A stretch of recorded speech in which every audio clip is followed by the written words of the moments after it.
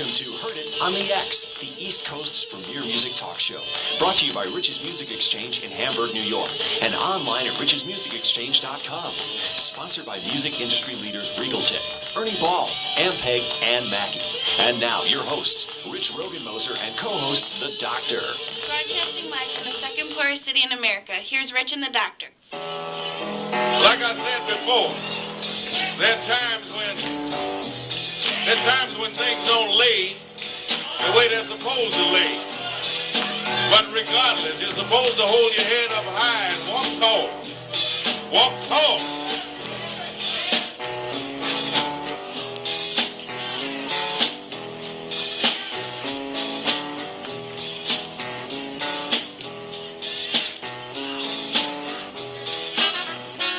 Hi, folks. Welcome down to the East Coast premier music talk show. Heard It on the X. My name is Rich Rogan-Moser. As always, Joshua. Hello. How are you doing The Doctor today? in the house. My headphones are screwing up right now. I know. I just plugged mine in. I didn't even do a sound check. I figure, you know what? Who cares? You're such a pro, it don't matter. I don't really care what happens at this point.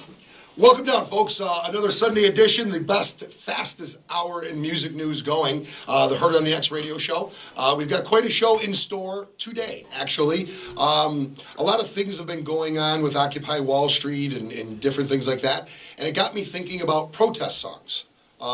It seems like every social or political or, even economic movement in this country has brought up some pretty good music. Good protest songs, good music in general. And where have they all gone of late? I know. If you think about it, in the past 10 years, there really hasn't been that And much. there's been a lot to Yeah, really I mean, get people motivated. the one that and fired sticks up. in my head is that we'll stick a boot up your... Toby Keith. Yeah, Toby Keith. Yeah. Yeah. That one is the one that sticks out, and I think that one got most of its popularity from how blunt it was. I don't know if that would be a protest song. That was more of a patriotic song but than that's anything else. yeah, I don't know. But I think that one got a lot of attention because of how blunt it was. I don't. Well, the other thing too. Honestly, that got a lot of attention because of the time. Yeah. And Toby Keith is just brilliant at writing these hooky, anthem. I mean, that was kind As of. your son will tell you any day Oh, of I the know. week. Believe me, I hear it all the time. So that's going to be today's topics. One of today's topics: where have all the good protest songs gone? And what we've done is we've compiled a list of the top 10. According to several different sources that we've gone through, websites and so on and so forth, the top 10 protest songs, and we're going to talk a little bit about them. And some of them are dating back even to the 30s. There's a Billie Holiday song on there that's from the 30s, and it's not about an anti-war sentiment or an anti-government sentiment. It was about racism happening down south. That the writer of the song actually witnessed and wrote this kind of song, and that's exactly what I'm talking about. There has been a lot of things that people could really take umbrage to of late, and nobody seems to have really, it doesn't seem to be sparking anybody's interest, at least musically. Yeah, I think musically people more want that club beat now. It seems like the only issue that gets a lot of attention anymore is, the rampant shootings. Those seem to, even that song from... the band that you're just recently into, Foster the People. Foster the People. Yeah. U2 had written some songs about that. Springsteen. Yeah. Now, the other question that I have for you, are there no great protest songs? Because the great writers are all, at least currently for the Occupy thing, the great writers are all filthy, filthy, filthy rich people, and they just don't want to get involved in it right now. Or have they just run out of ideas? I just think... I think it's a fact that a lot of the writing has gone down in years, and I think it's a lot of people don't want to get their fingers caught in that cookie jar. Yeah, it could be. And like I say, Paul McCartney's worth $1.5 billion. I'm sure he's invested heavily. Let's occupy Paul McCartney's house. Let's do occupy it. McCartney. Occupy his bank account. Yeah. I just hang out at his house. Let's just hang out at his house for a while. Yeah, I think he'd be a very gracious... I think he'd be a gracious host. Is that what you're trying to that's get what I was trying to say. Gracious host. I was thinking like housekeeper. I was saying hostkeeper. Yeah. Think about it though. Who could write songs like this that would make sense? Paul McCartney could. Yep. Springsteen could. Mm-hmm. Dave Matthews could. David Bowie probably could. Bono could. Who else can you? I could see Eddie Vedder doing Eddie Vedder. All the guys that we just named are incredibly successful and wealthy. So why would they even want to get involved? Maybe that could be part of the case, right? Yeah, it could. And some people like that, great writers just don't want to get involved in any of that. I know you mentioned Dave Matthews in there. I mean, he's the one in that group that I can't think of an actual protest song or one that's blatantly against a certain Springsteen thing. has been involved in quite a few protest songs. Yeah. There was that shooting. That 41 Shots song. Was that New York City? Is that where that happened? I thought it was Philadelphia. It might have been You're right. It might have been Philadelphia. Because in the song he says Philadelphia. And he caught a lot of heat for that. And he's actually caught heat for a lot of songs that he's written and has not cared. Him being silent, I find to be very interesting. Even one of his biggest hits ever, "Born in the USA," correct. That's a protest song. That was a protest song, correct. So it's an anti-war song. So yeah, I mean, he's been very vocal through the years. But I mean, this isn't like he's vocal, and he'll touch on subjects that are where he knows he's going to get lambasted. He doesn't stay away from it. He doesn't shy away from it. The thing is, I mean, all those are sort of political or social issues. The Occupy Wall Street goes into that economic territory, like you talked about. And I don't know if it would be right. I don't know if it would be, if he would feel awkward, saying something about it when his pocket is, overflowing. Correct. Yeah. Well, I mean, high times on Wall Street, hard times on Main Street is one of my favorite sayings. I've said it a million times, and the person that I heard say it was him.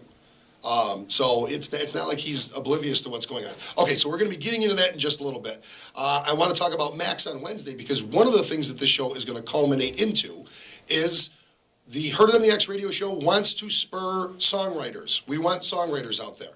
Every Wednesday night, I am lucky enough to play at Max Village Brew House in Orchard Park. They've just remodeled the whole place, and you've heard me rave about the Clinton family, rave about Max. It is absolutely wonderful. They've got wonderful in-house sound, lights.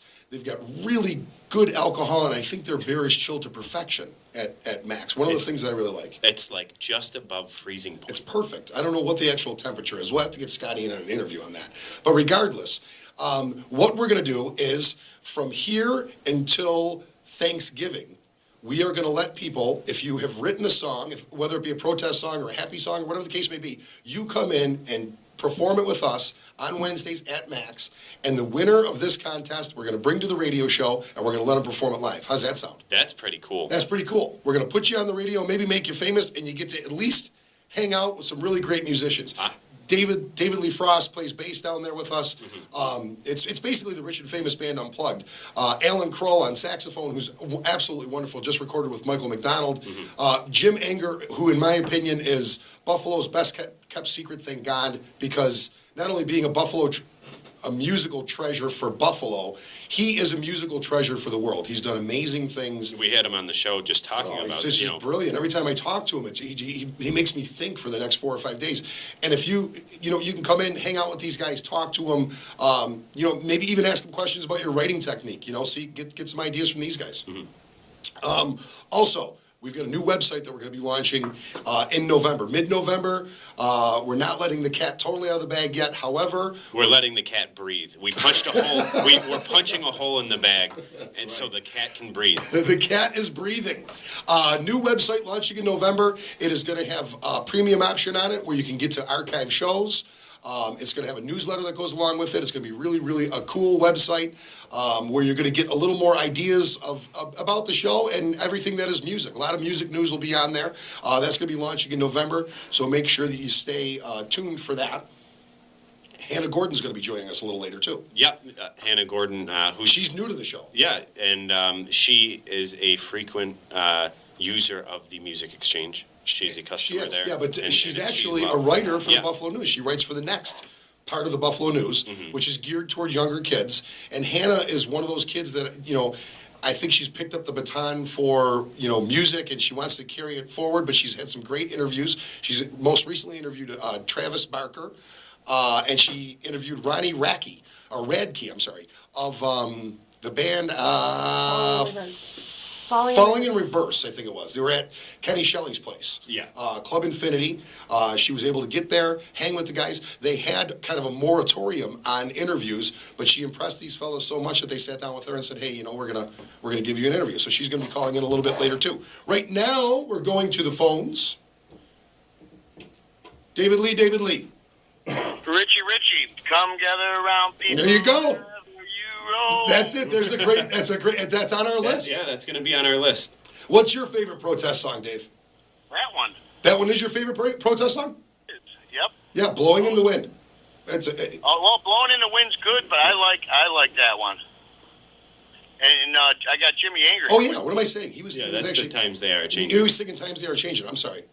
Yeah. I got Jimmy Anger here. Jimmy's with you? Yeah, now you are at Attitudes in Lockport. We're at Attitudes in Lockport, right on 31. And it's a great place, man. They got nice alcohol as well, They got good alcohol, too. I think they have Red Stag. They don't have Red Stag? I think they do. I'd like to try that sometime when I'm out. I've heard a lot of good things about that. I've heard a lot of good things about it from you. You probably don't remember all the times you've tried it. That's why. No, I've never tried it. I'm going to try it. I think I'm going to try it this Wednesday. So, Dave, this is what we're going to do. We're going to try to spur more music writers with our Wednesday night gig. We're going to... heard that. Yeah. That's awesome. It's going to be great. So if you are a music writer out there, Dave, Jimmy, all of us, come down, perform your song with us. Somewhere along the line, we're going to do an informal vote. And right around that week of Thanksgiving, we're going to bring the guest on with us and let them perform. Sweet. And maybe we could even get the rest of the guys in here, and all of us could perform it with them. That'd be great. Oh, yeah, we could do that. That'd be cool. And now, you have a big deal going on with your band, Fair Trade. Yeah, the Fair Trade Band's going to be playing at the Tralf Music Hall on November 12th is the date.